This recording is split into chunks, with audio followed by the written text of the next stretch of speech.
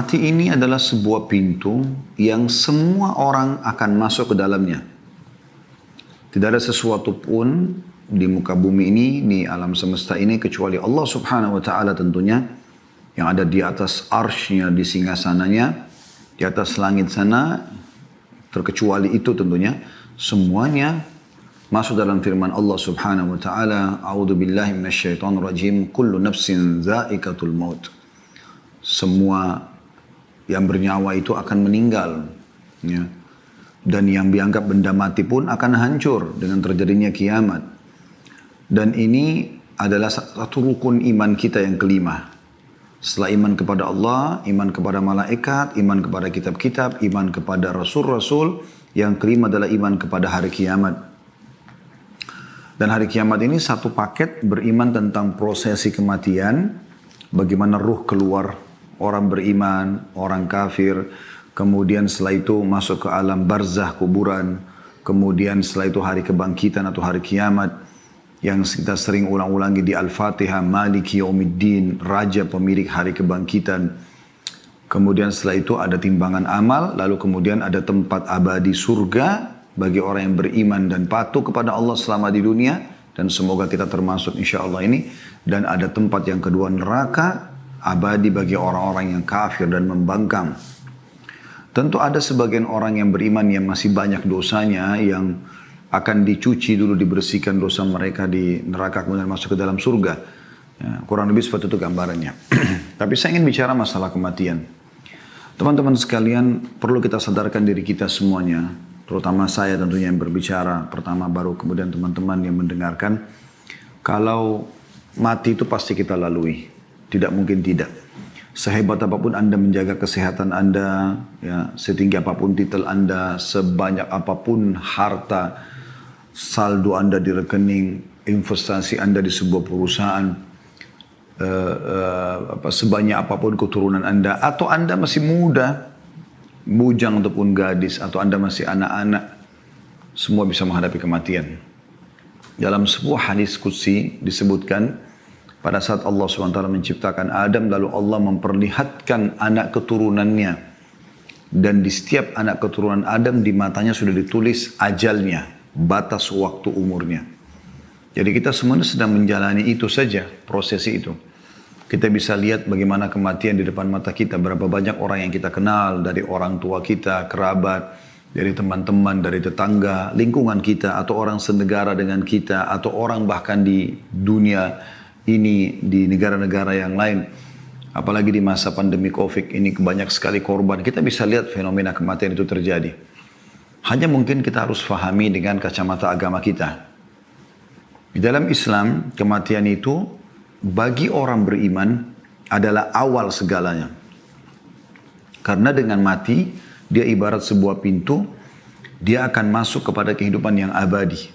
Karena kehidupan akhirat ini semuanya adalah kehidupan abadi. Sudah nggak ada lagi kematian.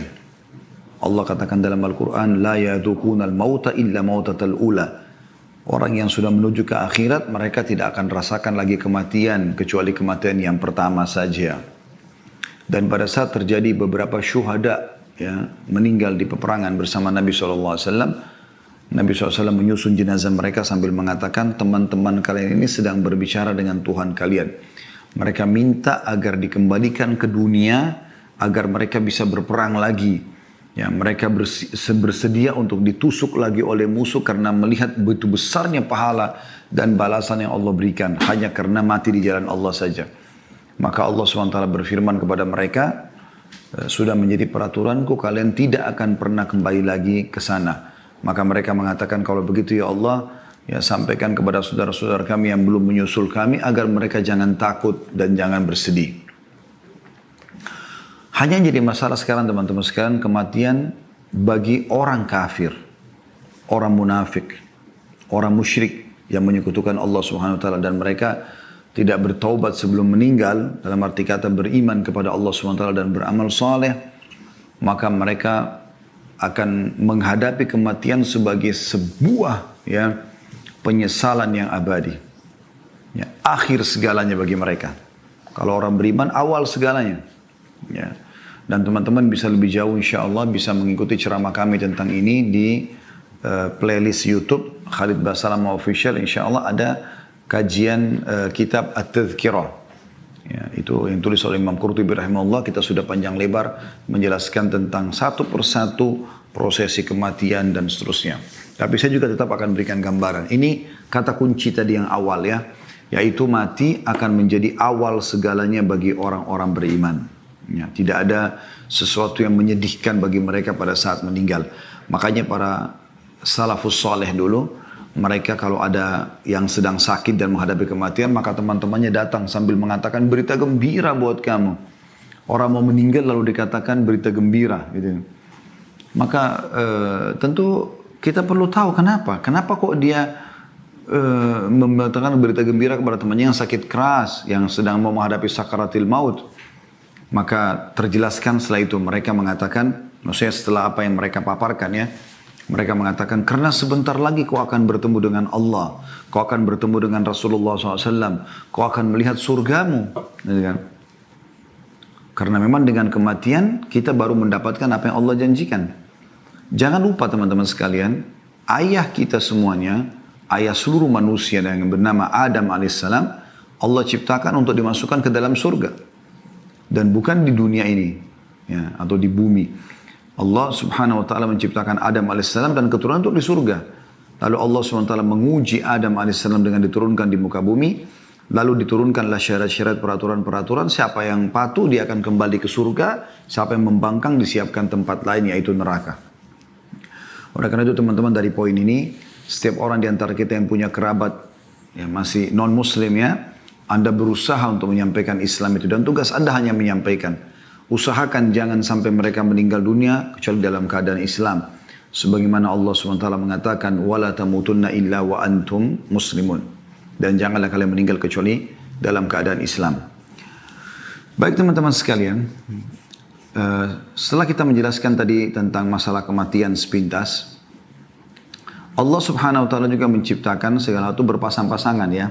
Ini kurang lebih kerangka fikir poin keduanya supaya kita bisa membentuk kerangka fikir tentang apa bahasan kita. Allah menciptakan berpasang-pasangan maksudnya begini. Ada malam dan siang, ada muda dan tua, ada laki-laki dan perempuan, ada sehat dan sakit, ada muda dan tua, ya. Ada terang dan gelap, ya. Ada benar dan salah, ya. Ini berpasang-pasangan, ada kanan, ada kiri, ya. Ini semua berpasang-pasangan. Sebagaimana juga ada hidup, ada mati, ya. Ada dunia, ada akhirat. Nah, ini sebuah rangkaian teman-teman. Siapa yang memahami ini, maka dia akan sangat tenang melalui kehidupan. Karena pada saat dia sakit, dia tahu, dia pernah sehat. Dan ini pasangan, tidak mungkin dipisahkan. Pada saat dia sehat, dia bersyukur. Pada saat dia sedang sakit, dia bersabar, kan gitu. Pada saat dia lagi kaya, dia bersyukur. Pada saat dia lagi diuji oleh Allah SWT dengan kemiskinan, dia bersabar. Maka selalu begitu, ya. Pada saat masa muda dia isi dengan kesempatan menggunakan tenaganya dalam kebaikan. Pada masa tua, ya, dia tinggal mempertahankan itu. Nah, seperti itu kurang lebih gambarannya. Nah, orang akan bisa stabil hidupnya karena dia melalui itu. Sama dengan ada dunia, ada akhirat, ada hidup, ada mati. Maka kita kalau faham ini, kita akan siap menghadapi kematian. Karena memang toh, kita tahu setelah hidup ini ada mati. Walaupun cuma sekali saja kita mati gitu kan. Sebagaimana dunia ini juga ada kan, ada akhirat. Ibnu Taimiyah rahimahullah berkata, di dunia ini ada surga. Siapa yang merasakannya dan mendapatkannya, maka dia akan mendapatkan juga surga di akhirat. Maksudnya surga bagi orang-orang beriman dengan dia melaksanakan perintah Allah. Karena orang beriman ini teman-teman nikmat sekali. Ya, dia bisa biologis tapi dengan cara halal. Dia boleh makan tapi yang halal. Dia boleh minum tapi yang halal. Dia boleh berinteraksi, bertransaksi tapi yang halal. Dan yang halal lebih banyak daripada yang haram. Yang haram itu sedikit sekali. Seperti misalnya Allah haramkan babi, Allah ganti dengan sapi, kambing, kuda, kelinci, semua hewan-hewan air. Lebih banyak. Allah haramkan zina, Allah ganti dengan nikah. Ya, sama-sama pelampiasan biologis, tapi ini namanya harum, anaknya jelas statusnya, biologisnya juga nikmat karena dia dalam kondisi tenang. Beda dengan zina yang semua diikuti dengan ketakutan dan seterusnya. Pada saat Allah haramkan khamar, Allah halalkan susu, madu, sirup, air putih, banyak yang lainnya. Jadi sebagai ujian. Nah, orang beriman itu sebenarnya menikmati dunia ini dan menjadi surga bagi dia. Kita bisa biologis yang halal, kita bisa makan, minum, berpakaian. Bahkan Islam tidak pernah membatasi kita untuk mengejar yang terbaik dari prestasi di dunia ini. Tapi semua itu kita tunggangi untuk mendapatkan yang terbaik di akhirat. Dan tidak melupakan kalau akhirat adalah target utama. Ya. Baik, berbicara kematian tidak akan pernah luput dari masalah akhirat tentunya ya. Kita coba membahas tentang masalah dunia dan akhirat ini teman-teman sekalian. Beranjak daripada surah Al-Qasas, surah nomor 28, ayat 77. Saya berharap teman-teman bisa membuka ayat ini supaya kita tadabburi bersama-sama. Sekali lagi, surah Al-Qasas, surah nomor 28, ayat 77. Semoga Anda sudah buka tentunya. Allah Subhanahu wa taala berfirman, A'udzubillahi minasyaitonirrajim. Wabtaghi fima ataqallahu ad-daral akhirah wa la tansa nasibaka minad dunya wa ahsin kama ahsanallahu ilaik wa la tabghil fasada fil ard innallaha la yuhibbul mufsidin. Dan carilah apa yang telah Allah anugerahkan kepadamu dari kebahagiaan negeri akhirat. Kejar semua di akhirat. Surga, bidadari, bidadara, istana, buah-buahannya, pakaian sutranya. Kejar semua itu. Dan teman-teman kalau mau lebih jauh tentu saya tidak bisa bahas semua ini ya. Karena dalam 1 jam ini tidak mungkin kita padatin semua. Saya kasih kerangka-kerangka atau pokok-pokok dasarnya. Tapi Anda bisa kembali ada kajian saya di YouTube membahas buku ini. Rasulullah SAW bercerita tentang surga dan neraka. Ini sekitar 30 pasal sekian surga, 30 pasal sekian neraka. Ini ada bahasan sendiri. Ya. Dan setiap pasal itu bisa dilewatkan satu pertemuan. Artinya ini bisa 60, 50, 60 kali pertemuan. Ya. Baik teman-teman sekalian, Allah mengatakan kejarlah apa yang Allah janjikan di akhirat sana. Itu target utama seorang muslim. Targetnya adalah akhirat, bukan dunia. Dan jangan kamu lupakan bagianmu dari kenikmatan dunia. Selama halal nikmati. Islam tidak pernah melarang itu. Anda berpakaian yang bagus, punya kendaraan yang bagus, Anda punya pekerjaan yang bagus, semuanya. Ya. Dan berbuat baiklah kepada orang lain sebagaimana Allah telah berbuat baik kepadamu. Selama kau di dunia, berbuat baiklah. Dan janganlah kamu berbuat kerusakan di muka bumi. Ya, jangan mengacaukan, membuat keonaran dan segala macam. Buat kemaksiatan. Sesungguhnya Allah tidak menyukai orang-orang yang berbuat kerusakan. Ya, tapi saksi bahasan kita adalah potongan pertama ayat. Jangan kamu lupakan bagian, kejarlah apa yang Allah janjikan di akhirat nanti dan jangan lupakan bagianmu dari dunia. Baik teman-teman sekalian, seorang muslim di poin yang ketiga yang saya ingin bahas, dianjurkan agar selalu mengisi waktu yang terbatas di dunia dengan amal-amal saleh untuk dia bawa ke akhirat sana. Coba kita dengarkan teman-teman sekalian bagaimana Umar bin Abdul Aziz rahimahullah. Kita dengarkan dulu ayat Al-Quran ya. Kita coba tadabburi ayat Al-Quran yang juga Allah menjelaskan kalau dunia ini kita lalui iya. Kita kejar prestasi terbaik iya. Tapi untuk akhirat ya. Supaya nanti kita panen di sana.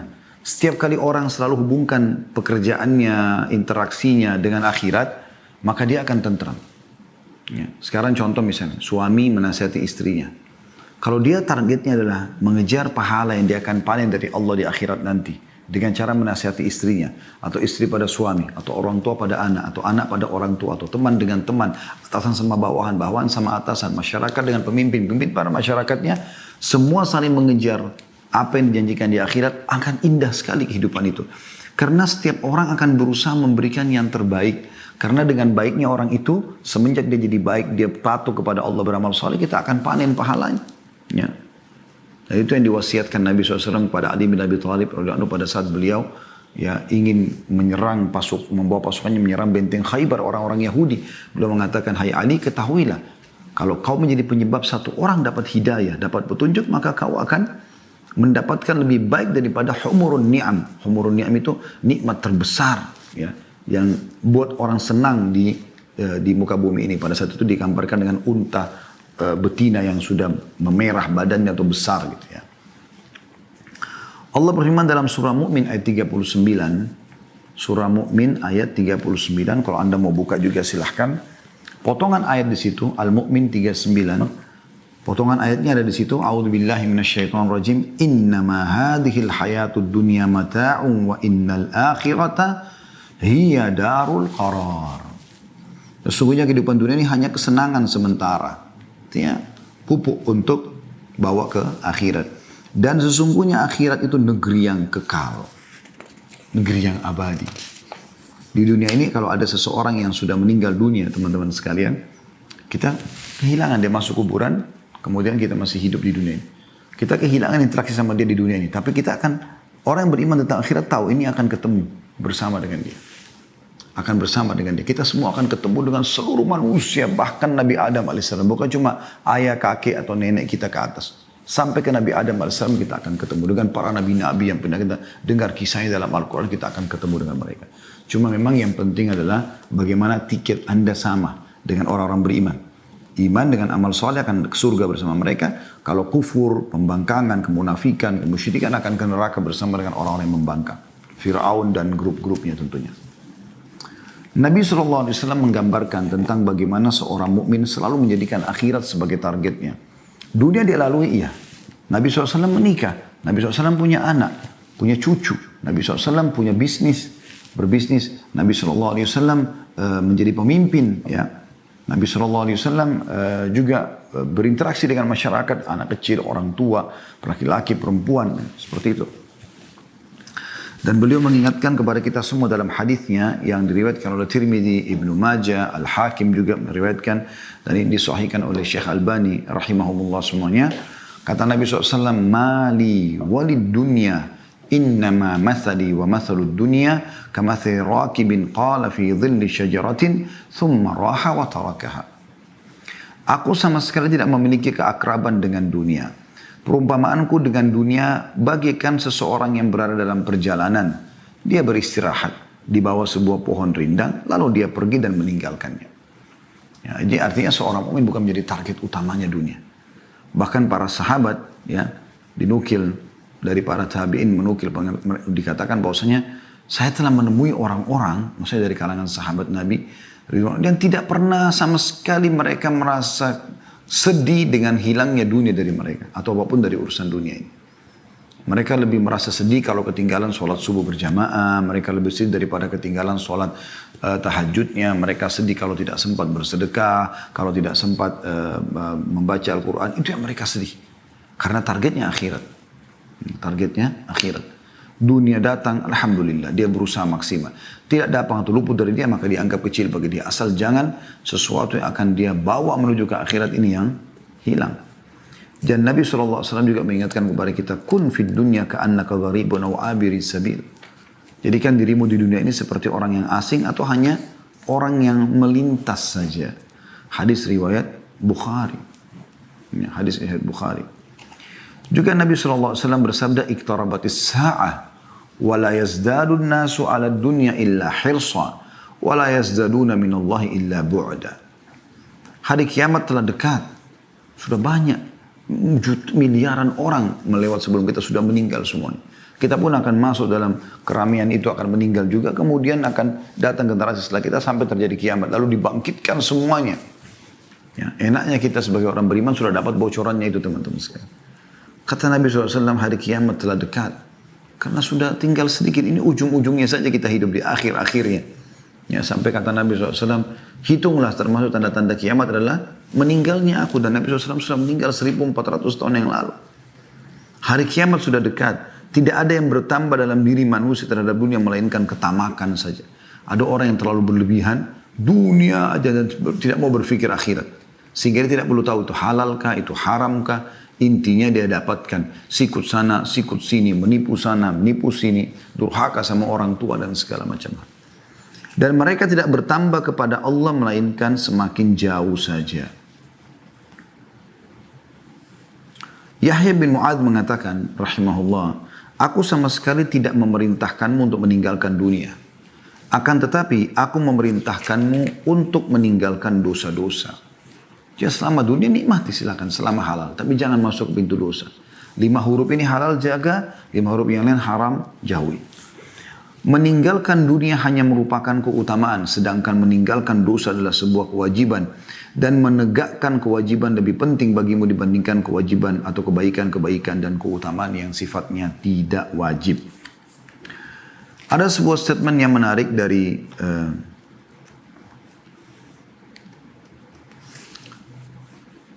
Umar bin Abdul Aziz rahimahullah.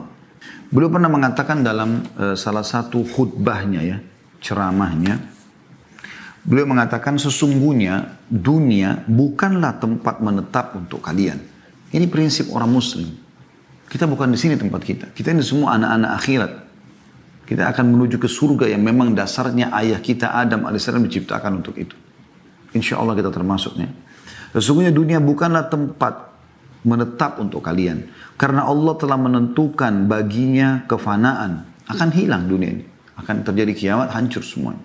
Dan Allah telah menentukan bahwa penghuninya akan pergi. Meninggalkan dunia semua. Berapa banyak bangunan yang sangat kokoh menjadi roboh hanya dengan sedikit sebab. Gempa dan yang sejenisnya. Berapa banyak penghuninya yang bersenang-senang di dalamnya lenyap hanya dengan sedikit sebab. Banyak cuplikan di YouTube ya. Lagi joget-joget mati. Lagi duduk di pinggir pantai kena tsunami. Terjadi gempa, hancur segala macam. Kata beliau, maka perbaikilah. Semoga Allah merahmati kalian semua. Perjalananmu itu dengan sebaik-baik barang bawaan yang kalian miliki dan berbekallah. Dan sesungguhnya sebaik-baik bekal adalah takwa. Maksudnya kepatuhan kepada Allah. Allah perintahkan kerjakan, Allah larang jauhi. Dan ketika dunia ini bukanlah tempat menetap bagi seorang mukmin dan bukan pula tanah airnya yang hakiki, maka seyogyanya ia di dunia ini berada dalam satu keadaan di antara dua keadaan. Yakni sebagai orang asing yang singgah di sebuah negeri yang di dalam benaknya hanyalah berbekal untuk kembali ke tanah airnya. Dan atau yang kedua, bagaikan seorang musafir yang sama sekali tidak singgah. Siang dan malam hanya diisi dengan perjalanan menuju tempat tujuan. Atau yang dimaksud sini adalah akhiratnya. Ya, akhiratnya. Jadi ini sebuah statement yang menarik ya. Beliau mengatakan dalam khutbah yang lain juga, setiap perjalanan membutuhkan bekal, maka bekalilah diri kalian dengan takwa untuk perjalanan dari dunia menuju akhirat. Jadilah seperti orang yang benar-benar diancam dengan siksa Allah sehingga kalian merasa takut dan berharap. Dan janganlah merasakan tenggang waktu yang masih panjang sehingga hati menjadi keras dan akhirnya kalian tunduk kepada musuh. Karena sungguhnya panjang angan-angan bagi orang yang tidak tahu bahwa dia tidak akan menemukan waktu sore ketika dia berada di waktu pagi, dan bagi orang yang tidak tahu bahwa dia tidak akan menemukan waktu pagi ketika dia berada di waktu sore. Padahal kematian sebenarnya telah ditetapkan baginya pada waktu itu. Teman-teman yang ikuti acara kita ini, saya ingin berbagi teman-teman sekalian. Apa yang menjamin sekarang saya dan Anda? Saya mungkin di ruangan ini, Anda mungkin di tempat Anda masing-masing. Seseorang di antara kita tiba-tiba melihat malaikat maut. Dan itu pasti terjadi. Tidak mungkin tidak. Anda tidak akan mungkin bisa luput dari itu. Dan itu hanya Anda yang menyaksikannya. Anda kalau ketik di YouTube kematian tiba-tiba, banyak sekali cuplikan. Ya, hanya untuk ambil pelajaran saja. Ada orang lagi ngobrol sama teman yang tiba-tiba jatuh. Ada orang yang lagi mabuk-mabukan nyanyi-nyanyi jatuh. Ada juga orang yang lagi ceramah meninggal. Orang baik, orang jahat semua akan mati. Bahkan orang nabi-nabi pun sudah meninggal. Dan pada saat itu teman-teman, kita udah nggak bisa buat apa-apa. Pada saat malaikat maut itu datang, kita nggak bisa buat apa-apa. Yang ada cuma penarikan ruh. Apa kata Nabi SAW? Kalau orang beriman akan melalui kematian, maka akan datang kepadanya 3 sosok malaikat. 1 malaikat maut di ubun-ubun kepalanya. 2 malaikat kasih sayang di kiri kanannya, membawa kain kafan dari surga. Kemudian malaikat pun akan mengatakan, hai jiwa yang baik, keluarlah kepada rahmat dan karunia Tuhanmu. Maka roh itu keluar dengan sangat cepat seperti air dari mulut kendi. Belum sesaat keluar, dipegang oleh malaikat rahmat kasih sayang tadi, lalu dibungkus dengan kain kafan dari surga, lalu dibawa ke langit, menembus 7 lapis langit, menghadap kepada Allah Subhanahu Wa Taala. Ya. Kemudian setiap malaikat yang dilewati oleh roh tersebut bertanya kepada malaikat yang membawanya, siapa ini? Ruh siapa ini? Karena mengeluarkan bau lebih wangi dari kasturi. Dari bau kasturi. Semoga kita insya Allah termasuk itu. Maka malaikat rahmah mengatakan, Fulan bin Fulan. namanya yang paling baik di dunia. Ini penyampaian Nabi SAW, bukan penyampaian saya. Ya, ini wahyu yang diberikan bocorannya kepada kita. Bagaimana prosesi orang kalau meninggal itu. Maka malaikat-malaikat mengatakan, semoga Allah membiarkan ruhnya lewat di sisi kami, karena wanginya. Lalu terdengarlah suara dari langit mengatakan, catatkan hambaku dia termasuk penghuni surga, kembalikan dari dunia, karena di sana saya ciptakan, di sana pula saya akan bangkitkan. Maka dikembalikan ruhnya bersamaan dengan jasadnya diantar oleh para kerabatnya atau tetangga-tetangganya. Pas tiba di kuburan dimasukkan, kata Nabi SAW, 3 langkah mereka pulang, dia masih bisa mendengarkan suara sendalnya. Kemudian, ya, datanglah 2 malaikat, Munkar dan Nakir, menundukkannya lalu menanyakan, siapa Tuhanmu, siapa Nabimu, apa kitabmu. Mungkin Anda sudah sering dengar cerita orang-orang tua kita dan guru-guru ngaji kita waktu kecil masalah ini ya. Dan ini benar terjadi. Nabi SAW sampaikan dalam hadis sahih.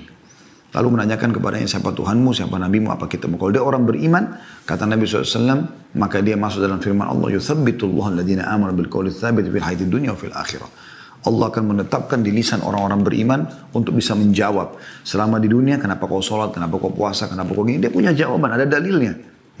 Dan di akhirat, maksudnya di alam barzah, di kuburan, dia akan bisa menjawab pertanyaan malaikat tersebut.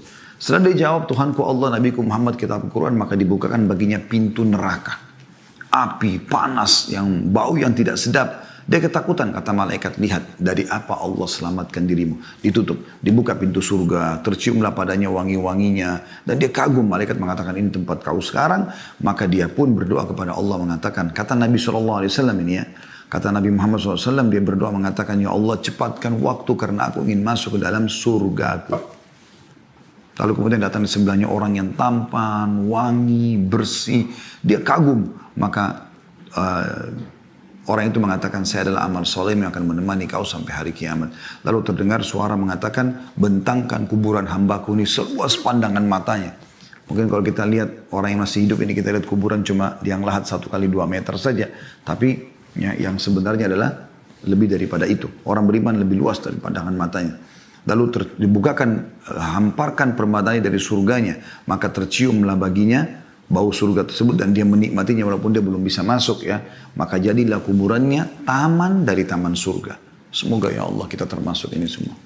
Kemudian sebaliknya kalau orang kafir meninggal dunia wa na'udzubillah, maka datang kepada 3 sosok malaikat. 1 malaikat mau diubun-ubun kepalanya, 2 malaikat penyiksa di kiri kanannya membawa kain kafan dari neraka. Kemudian malaikat maut dengan marah mengatakan, keluar hai jiwa yang busuk, keluarlah kepada kemurkaan Tuhanmu.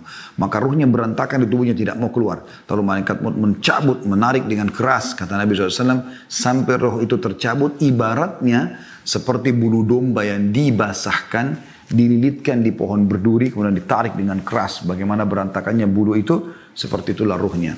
Belum sesaat keluar, maka malaikat pun membungkusnya dengan kain kafan dari neraka. Baru naik ke atas langit, belum buka pintu langit pertama, masih baru mau meminta izin malaikat yang membawanya. Malaikat atas langit mengatakan, siapa orang ini? Ya, karena keluar bau yang lebih busuk daripada bau bangkai, kata Nabi SAW. Maka berkatalah para malaikat di langit, semoga Allah tidak membuat lewat di sisi kami. Semoga Allah tidak membuat lewat di sisi kami. Kemudian setelah itu terdengar suara dari langit mengatakan, setelah orang malaikat yang membawanya mengatakan Fulan bin Fulan, namanya Fulan bin Fulan, malaikat yang di langit mengatakan semoga Allah tidak buat lewat di sisi kami. Dan ini disebutkan nama paling buruknya di dunia ya. Kemudian terdengar Allah berfirman subhanahu wa ta'ala, catatkan hambaku ini termasuk penghuni neraka, karena di sana dan kembalikan di dunia, di sana saya ciptakan, di sana pula saya bangkitkan. Lalu diantar ruhnya bersamaan jasadnya dimasukkan ke dalam liang lahat. 3 langkah pengantarnya pulang, dia masih bisa dengar suara sendal. Setelah itu sudah tidak lagi. Lalu malaikat Munkar Nakir datang mendudukkan dia, lalu menanyakan siapa Tuhanmu, siapa Nabimu, apa kitabmu. Walaupun teman-teman hafal mati jawabannya ini, maka dia akan masuk dalam hadits ini. Kata Nabi SAW, dia akan mengatakan, innama aqulu kama kana yaqulun nas. Saya nggak tahu, saya cuma ikut-ikut dulu orang bilang apa, gitu. Nah, akhirnya setelah itu dibukakan baginya pintu surga. Dia lihat permadani, buahannya, pelayannya indah sekali, baunya wangi. Lalu dia gembira, tapi kata malaikat, lihat dari apa kau haramkan dirimu. Harusnya kau bisa masuk sini, tapi kau sendiri yang buat ini. Ditutup, dibuka pintu neraka. Panasnya, bau busuknya, segala macam. Kata malaikat, ini tempat kau. Tidak bisa kau lari dari sini. Maka dia pun mengatakan, ya Allah jangan cepatkan waktu karena aku tidak ingin masuk ke nerakaku. Lalu datang di sebelahnya orang yang busuk tampangnya, menakutkan. Lalu kemudian dia mengatakan, siapa kamu ini? Kata orang tersebut, saya amal burukmu, dosamu yang akan menemani kau sampai hari kiamat. Wa na'udzubillah. Kemudian Allah utus dalam penutup riwayat Bukhari disebutkan, Allah utus malaikat yang tidak punya penglihatan dan pendengaran yang membawa sebuah besi. Yang kalau besi itu seluruh jin dan manusia bersatu untuk membalikkan, mereka tidak akan mampu.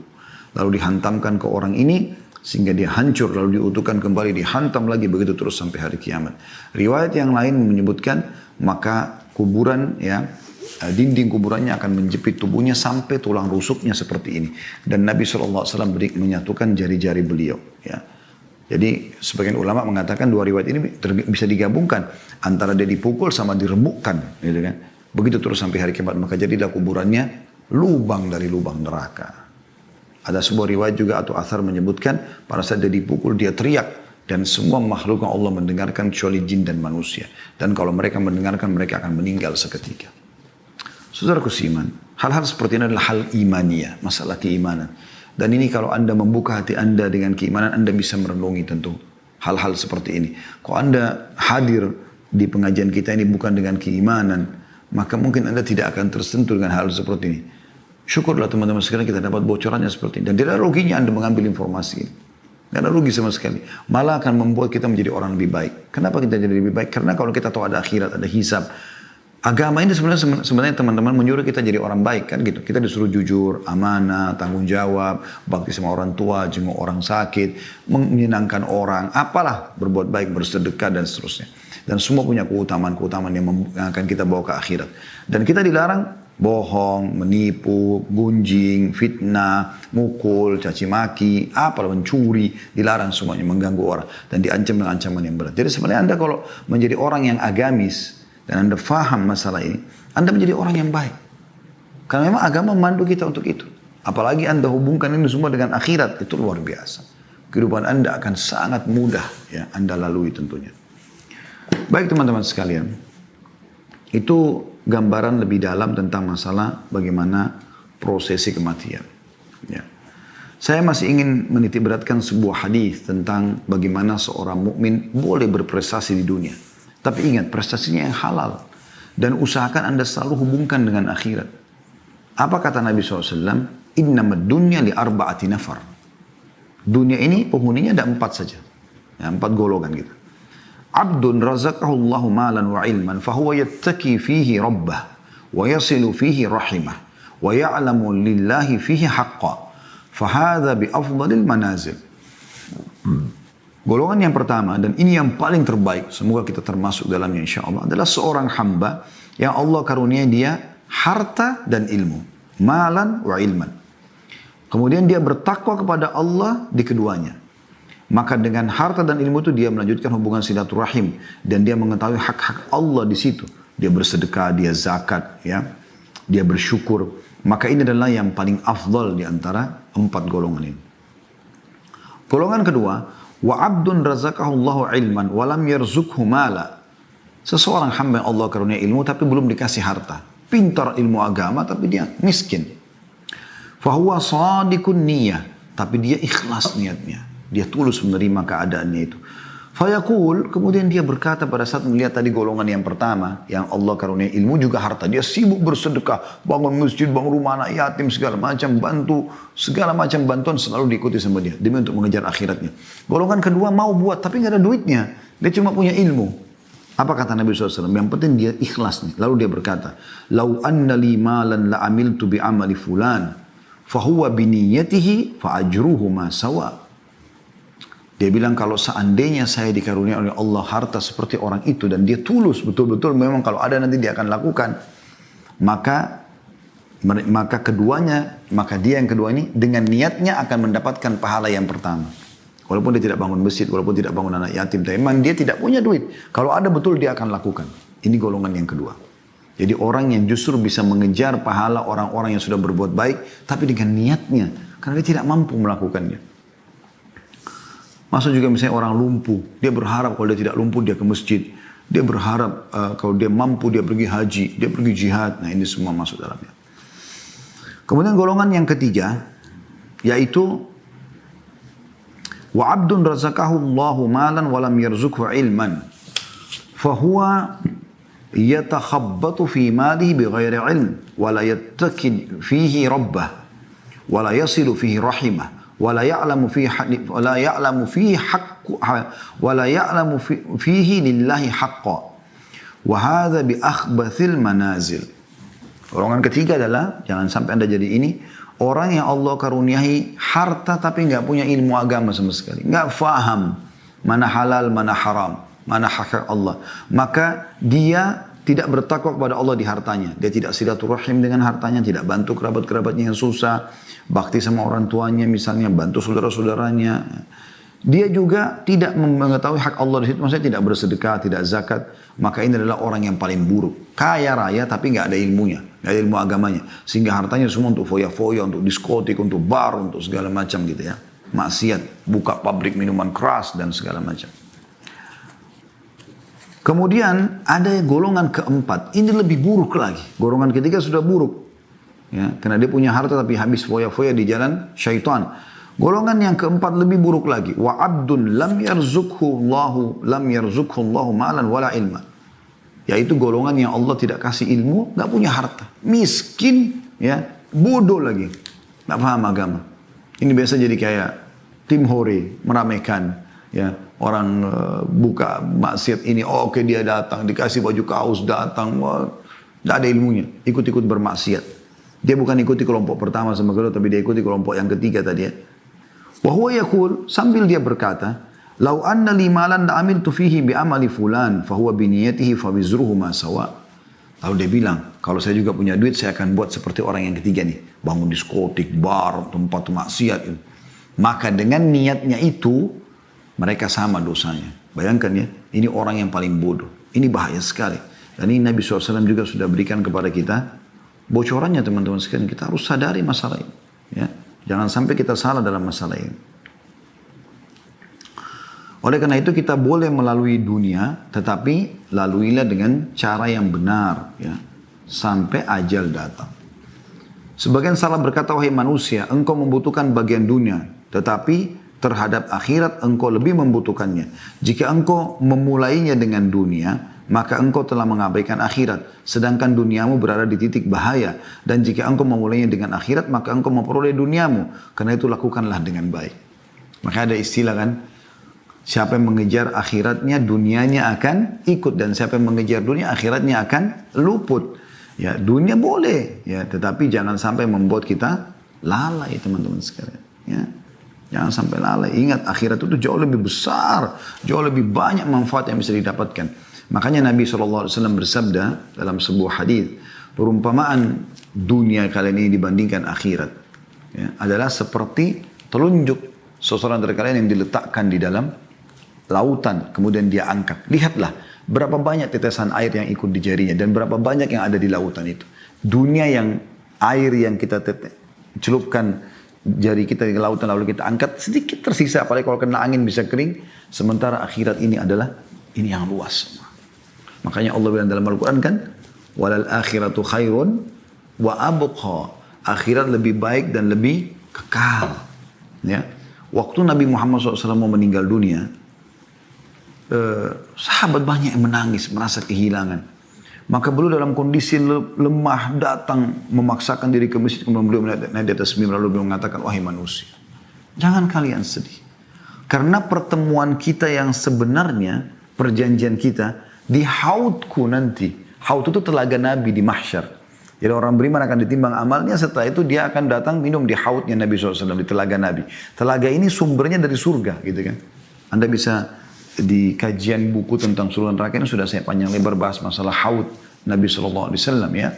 Jadi ada haudnya Nabi SAW. Beliau mengatakan mimbarku di tengah-tengah haudku, aku menunggu kalian di sana. Jadi jaraknya itu ya, jauh sekali antara satu kota ke kota yang lain. Jaraknya yang besar sekali. Dan diisi dengan seperti jumlah bintang-bintang di langit dari canteng-canteng untuk minum. Sampai minum seteguk saja kata Nabi SAW maka dia akan Tidak akan pernah haus selamanya. Kata Nabi SAW, tidak usah sedih. Pertemuan kita ada kok. Ada akhirat. Dan saya akan pertemuan dengan kalian. Aku mendahului kalian di hautku. Kita akan bertemu teman-teman sekalian. Anda begitu melihat malaikat maut mencabut ruh Anda akan lihat semuanya sudah terbuka. Nggak ada lagi hijab bagi Anda. Anda akan melihat siapa yang sudah meninggal sebelumnya. Allah sudah buka semuanya. Anda bisa lihat surga, bisa lihat neraka. Beda dengan kita yang sekarang masih diuji oleh Allah Subhanahu wa ta'ala. Juga pernah ada sahabat Nabi ditanya oleh Nabi SAW, apa makanan dan minumanmu? Dia mengatakan, daging dan susu ya Rasulullah. Makanan saya daging, minuman susu. Ini dianggap sudah elit sekali di dunia ya. Maka kata Nabi SAW, setelah itu akan jadi apa? Maksudnya habis itu jadi apa? Kita sudah tahu semua jadi kotoran nih. Tapi sahabat ini dengan santun tahu apa maksud Nabi SAW. Dia mengatakan, jadi apa yang sudah Anda tahu ya Rasulullah? Maksudnya ya susunya yang tidak dibutuhkan oleh tubuh akan keluar jadi air seni. Ya makanannya akan jadi tinja. Tapi beliau tidak bilang itu. Beliau mengatakan akan jadi apa yang Anda tahu ya Rasulullah. Kata Nabi SAW, sesungguhnya Allah menjadikan perumpamaan dunia ini seperti ya apa yang keluar dari manusia dari sisa atau ampas makanan dan minuman itu. Jadi maksudnya dunia ini sebentar, kita akan tinggalkan teman-teman sekalian. Dan kematian pintu untuk menuju ke sana. Oleh karena itu, kita coba hidup untuk akhirat. Jangan yang lainnya. Bagaimana kita hidup untuk akhirat kita. Ya. Kita tahu setelah kematian itu ada kehidupan di sana. Bukan tidak ada kehidupan. Dan itu adalah salah satu rukun iman kita tentunya. Oleh karena itu, para sahabat, para tabi'in, orang-orang soleh, mereka selalu saja berbuat hal-hal yang baik. Dan selalu mereka tarikan adalah akhirat, adalah akhirat, adalah akhirat. Selalu begitu. Wasiat-wasiatnya tentang akhirat. Pernah Hasan Basri rahimahullah jalan mengantar jenazah. Lalu beliau sambil berzikir. Ada satu anak muda di sebelahnya. Lalu bertanya, wahai imam. Imam ini kalau kita kayak kiai. Kenapa anda berzikir? Kata beliau, berzikirlah wahai anak muda. Karena yang sedang kita antar sekarang ini, jenazah ini, nggak bisa lagi berzikir. Setiap ada kesempatan beramal soleh teman-teman jangan sia-siakan. Kesempatan emas. Anda yang masih ikutin acara ini, Anda masih punya kesempatan emas. Selama Anda hidup walaupun cuma sehari lagi, itu adalah kesempatan emas untuk beramal soleh, menambah amal Anda. Jangan sia-siakan. Pernah Talha bin Ubaidillah rahimahullah mimpi, kebetulan ada 3 orang dari suku Uzrah masuk Islam, 3-3-nya. Kemudian Nabi SAW menawarkan siapa yang mau menaungi 3 orang ini. Tinggal di rumahnya. Kata Talha, saya ya Rasulullah. Kebetulan Talha bin Ubaidillah orang kaya. Salah satu dari 10 sahabat yang jamin masuk surga. Kata Talha, terjadi peperangan di zaman Nabi SAW. Dalam kisah ini tidak disebutkan peperangan yang mana. Lalu salah satu dari 3 ini ikut berperang lalu mati syahid.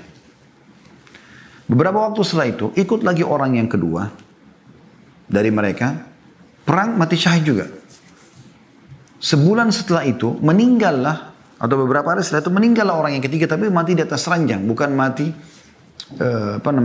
di medan perang. Kata Talha bin Ubaidillah, saya mimpi Allah perlihatkan saya surga, gitu kan? Dan saya diperlihatkan yang pertama masuk surga, yang paling depan adalah orang yang mati di atas ranjangnya. Lalu di belakangnya adalah orang yang mati syahid yang kedua, lalu yang paling belakang adalah orang yang pertama mati syahid. Kata Talha, saya pun kagum dengan itu. Maksudnya Talha mungkin berpikir yang paling layak di depan mungkin orang yang mati syahid pertama. Karena pertama berkorban di jalan Allah gitu ya. Maka aku pun menanyakan itu kepada Nabi SAW. Kata Nabi SAW, wahai Talha, bagaimana bisa kau heran? Sementara yang meninggal tadi ya, yang meninggal lebih lama itu maksudnya yang meninggal walaupun bukan mati syahid, sempat sholat sekian lama. Sempat melakukan ibadah-ibadah riwayat lain, sempat mendapatkan Ramadan. Ya. Jadi kalau Allah masih kesempatan Anda, memberikan kesempatan Anda walaupun cuma sehari, itu sudah luar biasa. Kalau ada orang seumur dengan Anda atau tahunnya sama atau tanggal lahirnya sama, ini sudah meninggal dunia, Anda masih hidup, Anda masih diberikan kesempatan. Luar biasa, jangan sia-siakan. Teman-teman demi Allah, seseorang yang meluputkan amal-amal soleh yang dia punya kesempatan, dia berharap kembali ke dunia dan memperbaiki masalah itu. Dia berharap nanti kalau meninggal, balik kembali ke dunia, sujud sekali kemudian dia meninggal dunia. Karena pentingnya dengan amal soleh itu, atau butuhnya dengan amal soleh. Yang lalu-lalu kita tidak bahas, tapi ke depannya kita harus perbaiki masalahnya teman-teman sekalian. Bagaimana kita selalu punya persiapan yang terbaik untuk yang kita bawa menuju ke akhirat sana. Ya. Ini penting, dan ingat hadis Nabi SAW sebagai penutup, dan kita buka pertanyaan setelah ini. Kalau orang atau anak Adam meninggal dunia akan ikut ke kuburan, 3. Hartanya, keluarganya, amalnya. Dan akan pulang 2. Akan pulang hartanya. Mobil Alphard Anda, mobil Ferrari Anda paling jauh diparkir di pagar kuburan. Tidak mungkin masuk ke liang lahat. Akan pulang jadi warisan. Keluarga, istri sayang sama istri suaminya, atau suami sayang sama istrinya. Apa yang terjadi? Paling jauh di atas kuburan. Ya. Setelah itu gak mungkin dia nginap, dia akan pulang. Dia bisa menikah lagi sama orang lain dan seterusnya. Yang tinggal adalah amal. Nah ini yang sering kita lalaikan. Ya sholat kita, ya puasa kita, ya ibadah kita. Yang sebenarnya akan menemani kita. Anda kalau sudah melakukan satu ibadah teman-teman, yakinlah ibadah ini akan kita temukan hasilnya. Bukankah Allah SWT mengatakan, وَمَنْ يَعْمَلْ مِثْقَالَ ذَرَّةٍ خَيْرًا يَرَى. Siapa yang berbuat seperti biji sawi dari kebaikan dia akan lihat, diperlihatkan untuknya. وَمَنْ يَعْمَلْ مِثْقَالَ ذَرَّةٍ شَرًّا يَرَى. Siapa yang berbuat seperti biji sawi dari keburukan, dia juga akan diperlihatkan, aku akan lihat. Maka kita harus sadari masalah ini. Jangan sia-siakan peluang amal soleh, dan tutup semua peluang-peluang berbuat dosa semaksimal mungkin. Kalau Anda pernah lakukan, Anda bertobat kepada Allah.